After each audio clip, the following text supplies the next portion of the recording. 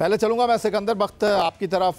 बाबर आजम इस बात को अंडरस्टैंड कर रहे हैं, इस बात को मान रहे हैं कि टीम की माजी में कारकर्दगी वैसी नहीं रही जैसी होनी चाहिए थी। एक ज़िम्मेदार बल्लेबाज की हैसियत से, एक कप्तान की हैसियत से उनका कहना यह है कि हम हमेशा ईमानदारी के साथ काम करने की कोशिश करते हैं, लेकिन फ़ैसले हमारे हाथ में नहीं होते।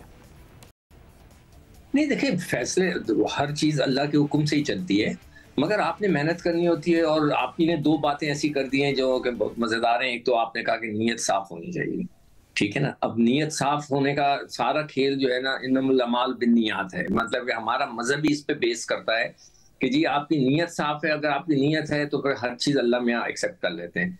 तो आपकी नीयत साफ़ होना एक सबसे बड़ी इंपॉर्टेंट चीज़ है। आप लड़कों को बैक करते हैं, वो लड़कों को बैक कैसे करते हैं? उनको आप चांस देकर बैक करते हैं या किसी और तरीके से बैक करते हैं? मुझे नहीं समझ में आया। आपके साथ हमें जो शिकायत है वो यही है कि आपने कभी लड़कों को प्रॉपर चांस ही नहीं दिया। दुनिया भर की जी आप कहते हैं कि जी हमने बहुत जिता के दिया। भाई, एक बड़े खिलाड़ी को सिर्फ टीम को जिताना नहीं होता, टीम की बिल्ड भी वो करता है, बिल्डअप भी करना होता है ना टीम को। वहां पे देखें, कोहली अपनी जगह छोड़ के चला जाता है, रोहित शर्मा वो कहते हैं किसी और को खिला लो, मैं हट जाता हूँ। न्यूजीलैंड की टीम के विलियमसन जो है वो नहीं खेलते, बड़े बड़े प्लेयर उनके नहीं खेलते, ऑस्ट्रेलिया की आधी टीम नहीं खेलती, नए लड़के भेज देते हैं, हम नहीं भेजते। अभी आप सारा देखें, खेल का जो दारोमदार अब जो होगा ना, अब तो जो होना था हो गया। काकूल की ट्रेनिंग हो गई और सब कुछ हो गया। अब टीम अनाउंस होगी। टीम अनाउंस होने के बाद आप टीम को कैसे खिलाते हैं, यही सारा फैक्टर है। टीम का बिल्डअप करना आपका काम है। एज अ कैप्टन आपके पीछे आवाम खड़ी है, तो भाई आप टीम बिल्डअप तो करें। सिकंदर बख्त कहते हैं कि बाबर आजम के लिए नए ख्वाहिशात हैं और बाबर आजम अब मुस्तकबिल में किस तरह टीम को लेकर चलेंगे, ये इंतहाई अहम होगा। वर्ल्ड कप 2024 जो कि कैरेबियन और अमेरिका में मुनक्किद होना है। माजिद भट्टी साहब, आपकी तरफ आ जाता हूँ। बाबर आजम एक बार फिर कप्तान बने हैं, लेकिन दूसरी तरफ वो जो कयास किया जा रहा था, वो जो खदशा जाहिर किया जा रहा था कि गैर मुल्की कोचेज से शायद मामला तय हो नहीं पाएंगे, और अब दिखाई यही दे रहा है कि डग आउट में हमारे साथ मोहम्मद यूसुफ और अब्दुल रज़ाक मौजूद होंगे बतौर कोचेस। दूसरी तरफ बाबर आजम ने जो कहा, उस पर आप क्या कहेंगे?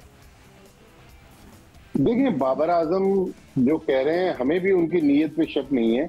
यकीनी तौर पर वो भी कोशिश कर रहे होंगे कि 24 करोड़ अवाम की तवक्कुआत पर पूरा उतरें। लेकिन जहां वो गलतियां कर रहे थे अपनी 4 साला कप्तानी के दौर में, उन्होंने बहुत कम कोशिश की कि उन गलतियों से सबक हासिल करें। एक मैं आपको छोटी सी मिसाल दूं कि जब भारत में वर्ल्ड कप हो रहा था और पाकिस्तान साउथ अफ्रीका का चेन्नई में मैच हो रहा था, आखिरी ओवर मोहम्मद नवाज से करवाया गया। हालांकि सारे एक्सपर्ट्स कह रहे थे कि उसामा मीर से वो ओवर करवाना चाहिए था। अब जो ये कोचिंग का मसला रहा है, देखिए, क्रिकेट बोर्ड ने अब ये तो तय कर लिया है कि व्हाइट बॉल में ऑस्ट्रेलियन जेसन गैलेस्पी पाकिस्तान टीम के हेड कोच होंगे। टेस्ट मैच में गैरी कर्सन जो हैं वो पाकिस्तान टीम के हेड कोच होंगे। फिर अजहर महमूद को पाकिस्तान टीम का असिस्टेंट कोच बनाया जा रहा है। ये सारे अब पीसीबी ने इश्तिहार दिए हैं। और देखें, इश्तिहार के बगैर मोहम्मद हफीज की ज़का अशरफ साहब ने जो पोस्टिंग की थी, इसीलिए उनकी पैसों की अदायगी रुकी हुई है। ठीक हो गया। अब्दुल माजिद भट्टी ने बड़ी तफसील के साथ बाबर आजम की कप्तानी, मुस्तकबिल के मामलात और कोचिंग पैनल के हवाले से गुफ्तगू की। अब अमेरिका चलेंगे, जहां वीडियो लिंक पर हमारे साथ मौजूद हैं वनडे क्रिकेट में पहली हैट्रिक करने वाले टेस्ट फास्ट बॉलर जलालुद्दीन साहब। आप किस तरह देख रहे हैं इस तमाम डेवलपमेंट को? बाबर आजम जिस तरह एक नई उम्मीद के साथ, नई सोच के साथ कप्तानी करने के लिए तैयार हैं, फिर दूसरी तरफ जिस तरह माजिद भट्टी ने कहा कि कोचिंग स्टाफ के हवाले से जो डेवलपमेंट हुई है। याया, देखो, अभी जो सिकंदर ने भी कुछ ऐसी बातें बताई जो कि कैप्टनसी के हवाले से पसंद नहीं की जा रही थी बाबर आजम में, कुछ माजिद भट्टी ने बताई, और जिसकी वजह से उन्हें हटाया गया पहले।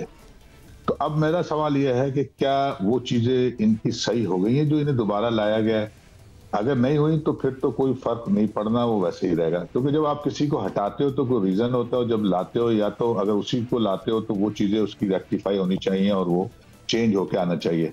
अब ये तो मुझे नहीं पता है कि ये तो उनके एक्शन से पता चलेगा जब वो कप्तानी करेंगे, मगर इस तरह से किसी को हटाना दोबारा लाना, ये सारी क्रिकेट को खराब करता है, और खासतौर से टीम का जो एनवायरनमेंट होता है। क्योंकि हम देख रहे हैं कि शाहिनशाह अफरीदी भी जरा से हियर एंड देयर वो कुछ अपने इजहार कर रहा है नाराजगी का, तो उससे अब ऐसे मौके पर जब टीम वर्ल्ड कप करीब है तो वो ऐसे इशू उठ रहे हैं जो कि नहीं उठने चाहिए टीम को। सिकंदर पहले भी बता चुके हैं कि 2003 में भी इस तरह की चीजें और हमेशा से ये होता ही रहा है, तो इससे हमने कभी आज तक सबक नहीं सीखा। तो लेट्स सी कि भाई अगर वो जिन खराबियों के साथ हटाए गए थे क्या वो खराबियां उनकी दूर हो गई हैं, तो फिर देखते हैं। दूसरे खुद उन्होंने इस बात का इजहार किया कि जी हम तो पूरी एफर्ट्स करते हैं मगर रिजल्ट हमारे हाथ में था। ये बिल्कुल सही है, ऐसी बात बिल्कुल सही है, मगर जो आप एफर्ट्स करते हैं इसमें मैं आपको एक सिंपल सा एक फॉर्मूला बताऊं कि 3P होते हैं। 3P में एक प्रोसेस है, एक प्लेयर है और एक आपका जो है वो जो आप प्रैक्टिस करते हैं, यानी प्रैक्टिस मीन जो आप एग्जीक्यूट करते हैं, वो मिलके परफॉर्मेंस करता है। तो जहां प्रोसेस की बात है उसमें क्लियर एक्सपेक्टेशन जो भी है टीम से या इंडिविजुअल से वो होनी चाहिए, प्लस प्लेयर का वो स्किल लेवल होना चाहिए जिस लेवल पे वो खेल रहा है क्या वो डिलीवर कर सकता है। और फिर प्रैक्टिस की जो मैं बात कर रहा हूँ तीसरे पी की, वो उसको एग्जीक्यूट करना है।